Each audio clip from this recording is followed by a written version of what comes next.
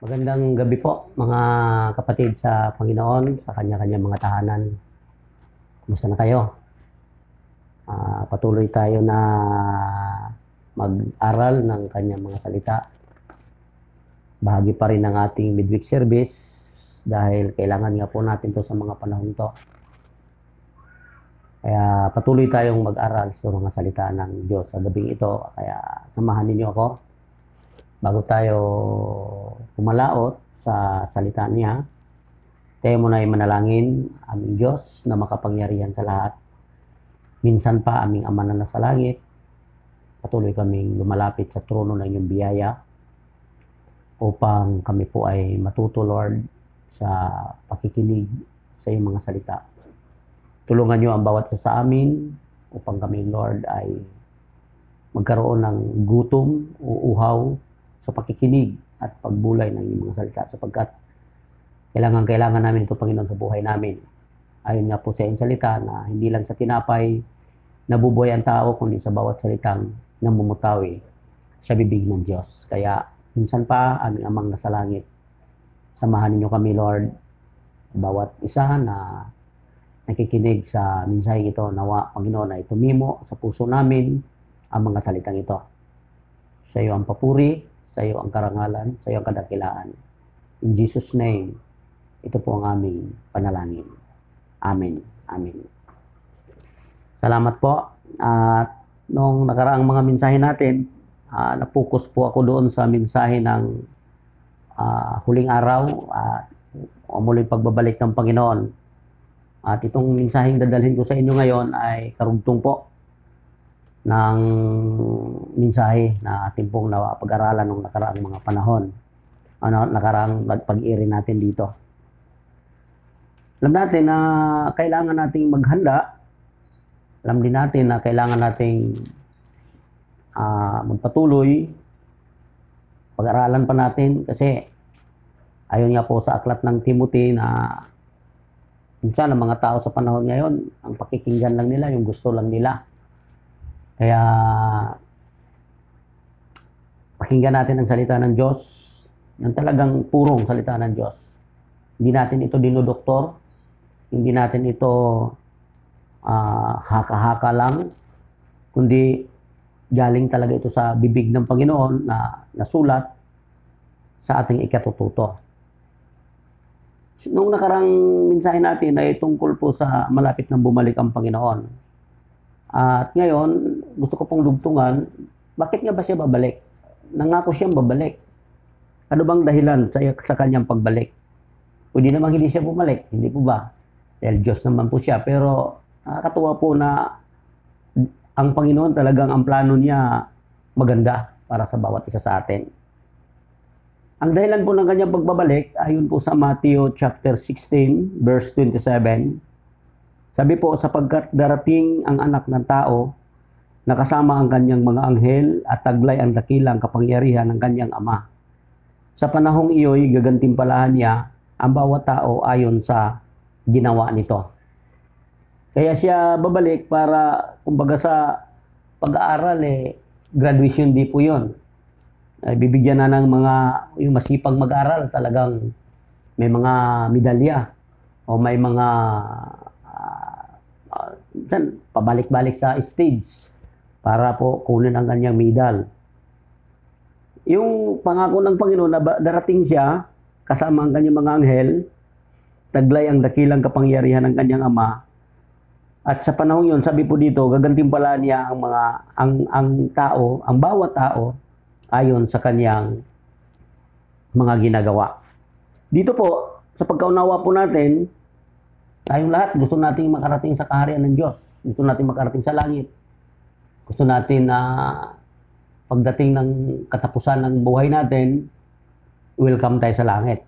At minsan, yung mga naririnig natin na mga, halimbawa, may mga kakilala tayong namatay na, tapos pag tinatanong, saan na si ganito, saan na si ganyan, ang isasagot sa mga kamag-anak, nasa langit na. Parang ang dali lang. Pero kung talagang bulayan natin ang salita ng Diyos, hindi pala siya ganun kadali. Kasi, sabi nga po, sumampalataya tayo sa Panginoon, simula po yon ng ating kaligtasan. Nung tanggapin natin si Lord sa buhay natin, sumampalataya tayo sa Kanya, parang kumbaga sa eleksyon, nagpa-restore tayo para makabuto. Pero kahit naka-restore ka, kung di ka naman bumuto, di ka kasama sa bilang. Parang estudyante na nagpa-enroll pero hindi naman pumapasok. Hindi niya maipapasa yung kanyang yung pagpapa-enroll niya, yung pag-aaral niya. Ganon din sa atin bilang mga mananampalataya, kung sumampalataya tayo at ginagawa natin, isinasagawa natin ang ating pananampalataya, ito po yung sinasabi ng Diyos na mayroon tayong gantimpala. Ito yung pagpapala na espiritual o pang-espiritual. At alam natin na kailangan natin gawin kasi sa panahon ngayon, wala na tayong ibang maisip na kung ano pa, kahit siguro, kahit yumaman man tayo. Sa panahon ngayon, ang kayamanan walang silbi. Kumbaga, kakatakot po yung panahon. Kaya ang kailangan natin ngayon ang Diyos. Ang mga salita ng Diyos, pakinggan natin at ipamuhay ang mga natutunan natin ayon sa kanyang mga aral. Dito po sa 2 Korinto, sinasabi din po, dito pinatunayan na pag tayo po'y babalikan na ng Panginoon, sabi po dito sa chapter 5 ng 2 Korinto verse 10, sapagkat lahat tayo haharap sa hukuman ni Kristo at tatanggap ng nararapat ayon sa ating mga gawang mabuti o masama nang tayo'y nabubuhay pa sa katawang ito. Ang gantimpala po nakabase sa ating mga gawa nung tayo nabubuhay pa sa katawang ito. Kaya sa lahat ng tumanggap sa Panginoon, ito yung pagkakataon natin na mamuhay ayon sa mga aral ng Panginoon. Ang turo ng Panginoon, pag ipinamuhay po natin, mabuti po yon. Puro mabuti ang turo ng Lord. Mawawala ang paghihiganti, hindi ka marunong maghiganti, hindi ka magyayabang, kasi turo ng Diyos yan. Galit nga siya sa mga mayayabang, galit siya sa mapagmataas, galit siya sa mapagmalaki. Yung mga tao ngayon, akala mo nakapag-aral lang, akala mo sino na. Kinakalimutan may Diyos na babalik at hatulan tayo ayon sa ating mga ginagawa. Sa Lucas chapter 19, sa verse 11 hanggang 26, basahin po natin ito. Ito po yung isang talinghaga na tinuro ng Panginoon sa kanyang pagpapala o mga gantimpala sa mga taong nakikinig sa kanya o sumusunod sa kanya. Sabi po sa verse 19, o chapter 19, verse 11, habang ang mga tao ay nakikinig, nagpatuloy si Jesus sa pagsasalita at isinasalaysay niya sa kanila ang isang talinghaga. Si Jesus ay malapit na noon sa Jerusalem at inaakala ng mga tao na darating na agad ang kaharian ng Diyos. Verse 12, kaya't sinabi niya, may maharlikang pumunta sa malayong lupain upang siya ay gawing hari. At pagkatapos nito, siya ay babalik. Subalit bago siya umalis, tinawag niya ang 10 sa kanya mga alipin at binigyan ang mga ito ng isang gintong salapi. Sinabi niya sa kanila, ipangalakal ninyo yan hanggang sa aking pagbabalik. Ngunit galit sa kanya ang kanyang mga nasasakupan, kaya nagsugo sila ng kinatawan upang sabihin sa kinaukulan, ayaw naming maghari sa amin ang taong iyon. Gayunpaman ay ginawa rin siyang hari. Nang makabalik na siya at magsimulang maghari, ipinatawag niya ang mga alipin, binigyan ng gintong salapi upang malaman kung magkano ang tinubo ng bawat isa. Lumapit sa kanya ang una at ganito ang sinabi, Panginoon, ang isang gintong salaping ibinigay ninyo, tumubo ng 10. Magaling, sagot niya. Mabuting alipin, dahil naging tapat ka sa kaunti, pinagkatiwala sa iyo, pamamahalain kita ng 10 lungsod. Lumapit naman ang ikalawa, at ang sabi, Panginoon, ang gintong salaping gintong iniwan niyo sa akin, ay tumubo ng 5. At sinabi niya sa alipin, mamamahala ka ng 5 lungsod. Lumapit ang isa pang alipin, at ganito naman ang sinabi, Panginoon, narito po ang ang iyong gintong salapi. Binalot ko po ito sa panyo at itinago. Natakot po ako sa inyo dahil kayo'y napakahigpit. Kinukuha ninyo ang hindi sa inyo at inani ang hindi ninyo itinanim. Sinagot siya ng hari, masamang alipin. Sa salita mong yan ay hatulan kita. Alam mo palang ako'y mahigpit at sa sinasabi mong kinukuha ko ang hindi sa akin at inaani ko ang hindi ko tinanim, bakit hindi mo lamang dineposito sa bangko ang aking salapi? May tinubo sana yan bago ako dumating. At sinabi niya sa mga naroon, kunin ninyo sa kanya ang gintong salapi na ibinibigay sa may 10. Panginoon, siya po'y mayroon ng 10 gintong salapi, sabi nila. Sinasabi ko sa inyo, ang mayroon ay bibigyan pa, ngunit ang wala, kahit ang kakaunting nasa kanya, ay kukunin pa. Sabi po dito. Dito matutunan po natin, yung dumating ang Panginoon, sabi nga po, nagdala siya ng magandang balita. Ang unang magandang balita po dito yung kaligtasan. At ang kasunod po sa magandang balita ay ang paggawa po natin ng mabuti.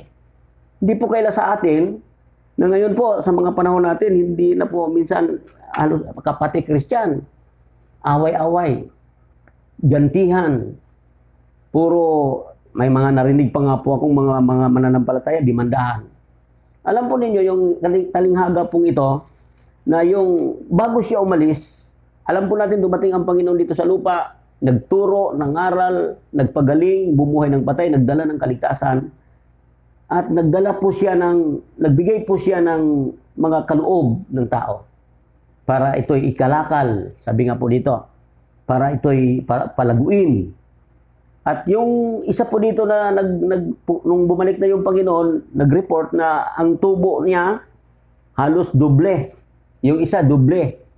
Pero yung isa na tamad na alipin, tinago lang po.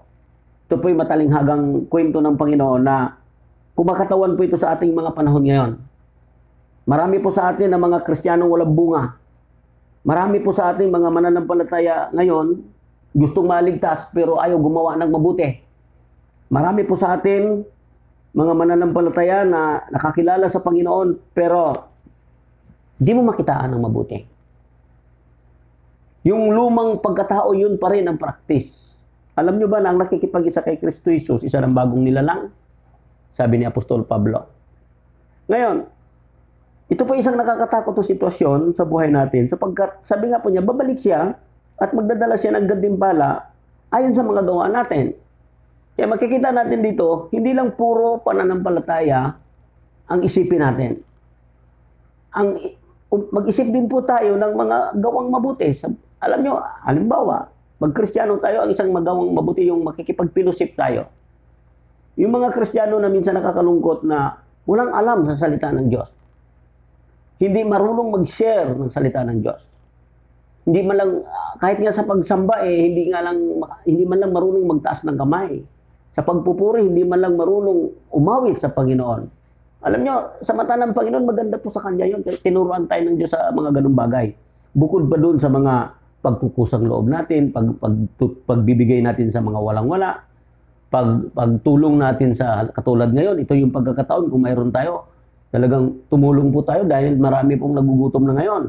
At hindi maiksing panahon po ito. Kahit matapos na po itong lockdown, talagang mahaba pa po kasi marami pong bumagsak na mga negosyo. Kaya tayo po, dahil babalik ang Panginoon at magbibigay siya ng gantimpala ayon sa ating ginawa, ito pong turo ng Panginoon ito, para po ito sa mga Christian. Kasi maasahan mo bang gumawa ng mabuti ang non-Christian? Alam mo, sabi nga po sa aklat ng Pilipos, alam po ninyo, sa aklat po ng Pilipos, nagturo po ang Panginoon sa atin.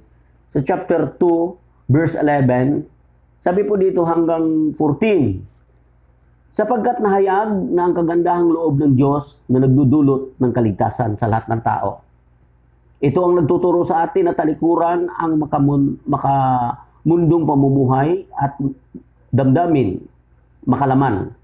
At mamuhay tayo sa daigdig na ito na may pagpipigil sa sarili, matuwid at karapat-dapat sa Diyos. Habang hinihintay natin ang pinagpalang araw na ating inaasahan, ito ang araw na mahayag ang kaluwalhatian ng ating dakilang Diyos at tagapagligtas na si Kristo. na naghahandog ng kanyang sarili upang palayain tayo sa lahat ng kasamaan at linisin tayo upang maging kanyang sariling bayan na masigasig sa paggawa ng mabuti. Ang Christian, kaya tinubos ng Diyos, may tungkulin ng mga mananampalataya. Ang tungkulin ng mga mananampalataya gumawa ng mabuti. Hindi lang po yung puro basta sumampalataya ka lang, ligtas ka na, sumampalataya ka. Itandaan po natin nga po yung sinasabi ni Apostol Pablo, ang pananampalatayang walang kasamang gawa. Santiago, si Santiago, sabi po niya, patay ang pananampalatayang walang gawa. At pinatunayan din po yan ng salita ng Diyos. Sabi nga po ng salita ng Diyos na mabuti pang wala na lang tayong alam kaysa may alam tayo na hindi naman natin pinapahalagahan. Kailangan natin gumawa ng mabuti. Magtiyaga sa paggawa ng mabuti sapagkat babalik ang ating Panginoon para hatulan tayo ayon sa ating mga gawa. Masama man ito o mabuti. Pag tayo po'y gumawa ng mabuti, napakapalad po natin. Napakaswerte po natin sapagkat ito po yung turo ng Panginoon na mag-impok tayo ng kayamanan sa langit. Hindi lang dito sa lupa. Yung paggawa natin ng mabuti, nai-impok po sa langit yan. Hindi lang po puro pera dito sa lupa na minsan dahil nga po sa pera nang lalamang tayo sa kapwa. Na nakakalungkot kahit magkakapatid nag-aaway dahil sa pera. Matuto tayo mag-impok ng kayamanan sa langit. At ito yung paggawa natin ng mabuti. Bakit? Sa chapter 6 ng Hebreo verse 10, makatarungan ng Diyos. Hindi niya malimutan ang inyong ginawa at ang pagmamahal na inyong ipinapakita at hanggang ngayon ipinapakita sa pamamagitan ng paglilingkod ninyo sa mga hinirang ng Diyos. Ang nais namin ay patuloy na magsumikap hanggang wakas ang bawat isa sa inyo upang makamtan ninyo ang inyong inaasahan. Kaya huwag kayong maging tamad. Tularan ninyo ang mga taong dahil sa kanilang pagtitiis at pananalig sa Diyos ay tumanggap ng mga ipinapangako niya. Ano bang sinasabi po dito? Sabi ng Diyos, hindi niya makakalimutan. Ang Diyos, hindi po siya nangungutang sa tao. Gantimpala niya ang tao ayon sa kanyang ginagawa, ayon sa kanyang pamumuhay. Pag may problema ka, bunga lang yan ang ginagawa mo. Kaya ka nagka-problema. Hindi ka nagdasal. Alam niyo, kaya tayo tinuturuan ng Diyos na maya-maya magdasal, maya-maya tumawag sa Diyos, humingi ng proteksyon sa Panginoon para kumilos ang kanyang kapangyarihan sa atin. Kung hindi ka, tamad ka magdasal, pwede kang magkakaproblema. Pwede kang matukso. Sabi ng Bible, manalangin kayo, huwag kayong matulo, huwag kayong magpuyat kayo sa panalangin, nakahandang espiritu, mahina ang laman. Sabi niya, manalangin para hindi madaig sa tukso. Sapagkat, sabi nga po niya dito, ang nais niya ay patuloy na magsumikap hanggang wakas ang bawat isa sa inyo upang makamtan ninyo ang inyong inaasahan. Mga kapatid, sa pangako ng Panginoon sa atin na kailangan magpatuloy po tayo. Babalik po siya at ang kanyang pagbabalik, dala-dala po niya ang gantimpala na nakalaan doon sa mga taong nagtiis na gumawa ng mabuti ayon sa kanyang pananampalataya. Sa Matthew chapter 25, verse 31, sabi po dito, sa kalulatiang pagdating ng anak ng tao, kasama ang lahat ng anghel, uupo siya ng kanyang tronong kalulatian, titipunin niya sa harap ang lahat ng mga bansa at siya'y kanyang pagbukol-bukurin, tulad ng ginawa ng pastol sa mga tupa at mga kambing. Ilalagay niya sa kanyang kanan ang mga tupa at sa kaliwa naman ang mga kambing. Kaya sasabihin ng hari sa mga nasa kanan, hali kayo mga pinagpala ng aking ama. Pumasok kayo at tanggapin ang kahariang inihanda para sa inyo mula pa ng likhain ang daigdig. Sapagkat ako'y nagutom at ako'y inyong pinakain. Ako'y nauhaw at inyong pinainom. Ako'y isang dayuhan at inyong pinatuloy. Ako'y hubad at inyong dinamitan. Nagkasakit at inyong dinalaw. Nabilanggo at inyong pinuntahan. Sumagot ang mga matuwid, Panginoon, kailan po namin kayo nakitang nagutom at aming pinakain, o nauhaw at aming pinainom? Kailan po kayo naging dayuhan at aming pinatuloy, o kaya hubad at aming dinamitan? Kailan po namin kayo nakitang nagkasakit o nabilanggo at kayo'y aming dinalaw? Sasabihin ng hari, tandaan ninyo, nang gawin ninyo ito sa pinakahamak sa mga kapatid kong ito, sa akin ninyo ito ginagawa. Sasabihin naman niya sa mga nasa kaliwa, lumayo kayo mas sa harapan ko, kayong mga isinumpa. Doon kayo sa apoy na di mamamatay, na ihanda para sa diablo at sa kanyang mga kampon. Sapagkat hindi ninyo ako pinakain nung ako'y nagugutom. Hindi ninyo ako pinainom nung ako'y nauuhaw. Hindi ninyo ako pinatuloy nung ako'y wala isang dayuhan. Hindi ninyo ako dinamitan nung ako'y hubad. Hindi ninyo ako dinalaw nung ako'y may sakit at noong ako'y nasa bilangguan. At sasagot din sila, Panginoon, kailan po namin kayo nakitang nagutom, nauuhaw, walang matuluyan, hubad, may sakit o nasa bilangguan na hindi namin kayo tinutulungan. At sasabihin sa kanila ng hari, tandaan ninyo, nang pagkaitan ninyo ng tulong ang isa sa mga pinakahamak, sa mga ito, ako ang inyong pinagkaitan. Itataboy ang mga ito sa kaparusang walang hanggan, ngunit ang mga matuwid ay pupunta sa buhay na walang hanggan. Dito po naintindihan mo natin, napakalinaw po, na pagbabalik ng Panginoon, pagbukod-bukurin niya yung tao, paghiwalay niya yung tao, yung masasama at mabuti, yung kambing at tupa, sumasimbolo po. Kung tayo po ay marunong maglingkod, marunong tumulong, marunong gumawa ng mabuti sa kapwa, pag tayo po ay hindi marunong maghigante, hindi tayo madamot, hindi tayo senyoreto o senyoreta, hindi tayo, talagang naglilingkod tayo. Alam nyo, nilikha tayo ng Diyos para maglingkod. Sabi niya, naparito siya hindi para paglingkuran, naparito siya para maglingkod. Ito po isang magandang deposito natin sa langit. Kaya malinaw po dito na sabi niya, halina kayong mga pinagpala ng aking ama sapagkat kung ako'y magutom, pinakain ninyo ako. Hindi alam nitong mga matuwid na yung kanilang pinaglilingkuran na pala ang Diyos. Alam niyo, kapag naglingkod po tayo, bawat ginagawa natin sa buhay natin, kung i-address po natin sa Diyos, hindi tayo mapapagod. Alam niyo, maraming taong napagod na kahit sa kanilang mga kamag-anak, napagod na kahit sa kanilang mga kaibigan, kahit sa kanilang mga magulang, kasi iniisip nila, ginawa nila yun sa kanila, mismo sa kanilang mga kamag-anak o sa tao lang. Pero palitan natin yung kaisipan natin. Ang isipin natin, ginawa ko ito dahil sa Diyos. Ano ko yun? Asset ko ito. Isang araw, makukuha ko din ito. Hindi tayo mapapagod kasi yun ang turo sa atin ng Diyos. Babalik siya. Sabi nga po dito, babalik siya kasama ang kanyang mga anghel. Inulit yung Matthew chapter 16 verse 27 na kasama ang kanyang mga anghel at sa mga panahong ito, gagantimpala niya mga tao ayon sa kanilang mga pamumuhay. Kaya mga kapatid, simpleng mensahe. Napakasimpleng mensahe. Hindi na kailangan. Alam niyo, minsan, maraming mga pasto ngayon, ang gagaling nilang magmensahe. Pero, minsan, natutunan ba natin ang narinig natin? Naisagawa ba natin ang mga naririnig, napapakinggan natin? Simple lang. Kung gusto natin pagbalik ng Panginoon, welcome tayo, kilala tayo ng Diyos, gumawa tayo ng mabuti. Hindi lang po puro pananampalataya na minsan hindi naman natin napapatunayan. Sabi nga po sa aklat ng Tito, sabi nila, kilala nila ang Diyos. Ngunit, hindi naman nakikita sa kanilang mga pamumuhay ang kapangyarihan nito. Minsan, sabi lang natin, kilala natin ang Diyos. Pero, hindi natin napapatunayan sa ating mga pamumuhay na kilala nga po natin ang Diyos. At ang pinakahuli po, sa chapter 2 ng Roma, verse 6, sabi po dito, sapagkat igagawad niya sa lahat ng tao ang naaayon sa kanilang mga ginawa.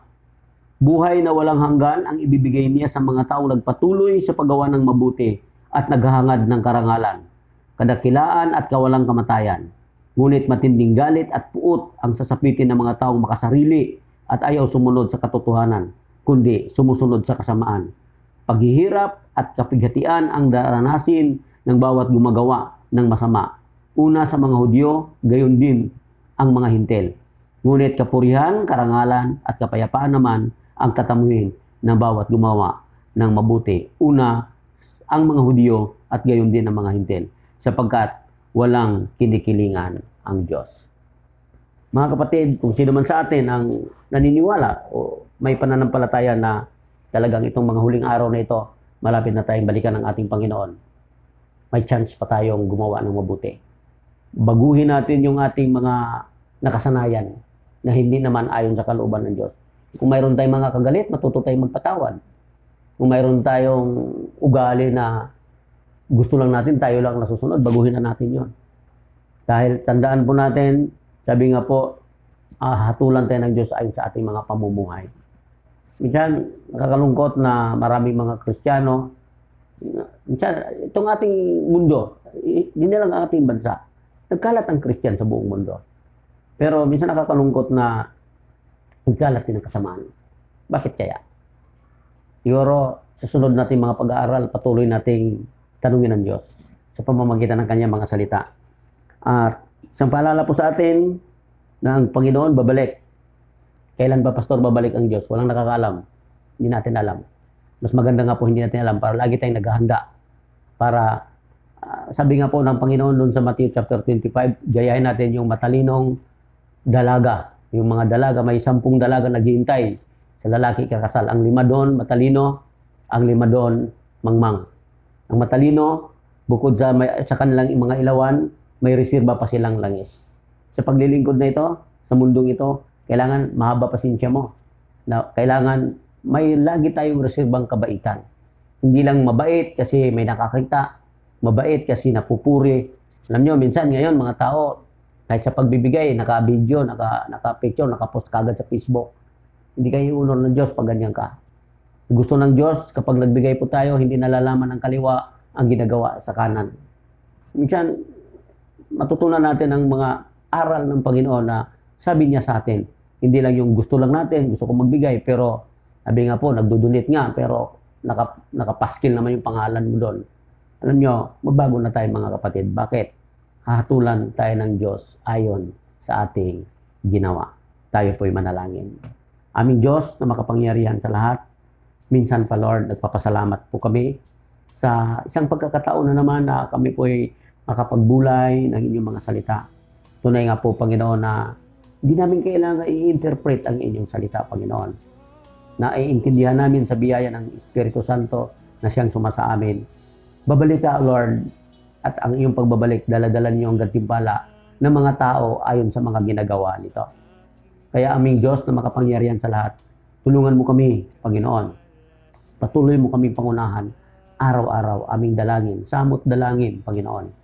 Nanawa, Panginoon, ikaw ang maghari sa amin, masunod namin ang iyong kalooban dito sa lupa, tulad ng sa langit. Tulungan mo ang bawat isa, Panginoon. Mga kapatid na nasa kanilang mga tahanan, sa mga oras na ito, patuloy ang aming panalangin sa bawat isa. Di man namin nababanggit ang kanilang mga pangalan, Lord, ang aming panalangin, na ilayo niyo kami sa mga pagsubok. Ilayo niyo kami sa tukso. Tulungan niyo kami, Panginoon, na sa maiksing panahon ng buhay namin, tunay nga po na maiksi lang ang buhay, ay makagawa kami ng mabuti sa aming kapwa, sa aming bayan, Panginoon, sa mga taong ibinibigay po niyo sa amin, sa aming mga kamag-anak, sa aming mga kapatid. Tulungan niyo kami, Lord. Bigyan niyo kami ng isa pang pagkakataon na maisagawa ang mga aral na aming naririnig. Na hindi lang, Lord, sa pananampalataya. Tunay naman na halos lahat ngayon naniniwala na ikaw ang tagapagligtas. Ngunit, Lord, kung susukatin kami ayon sa aming mga gawa, babagsak po kami.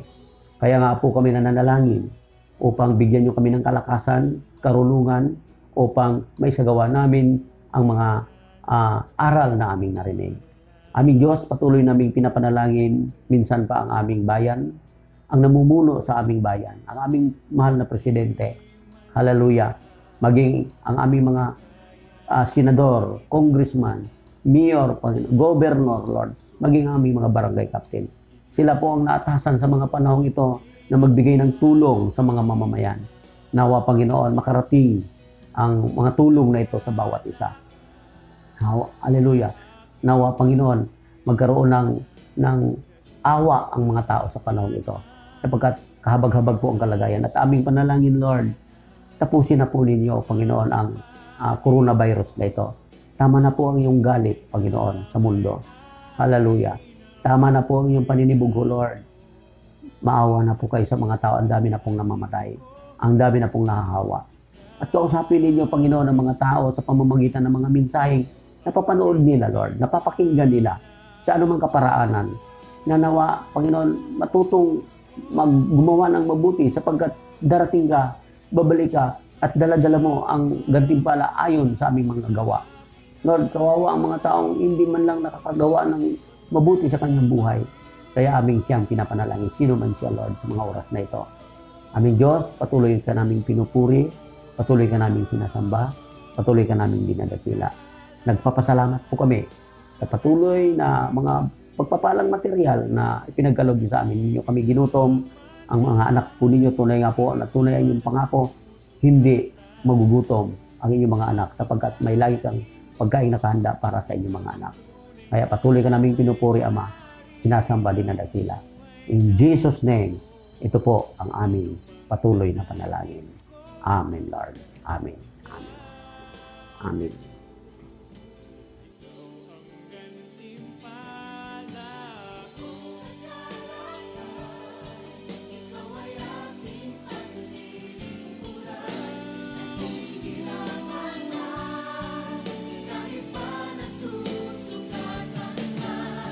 Saan ka pa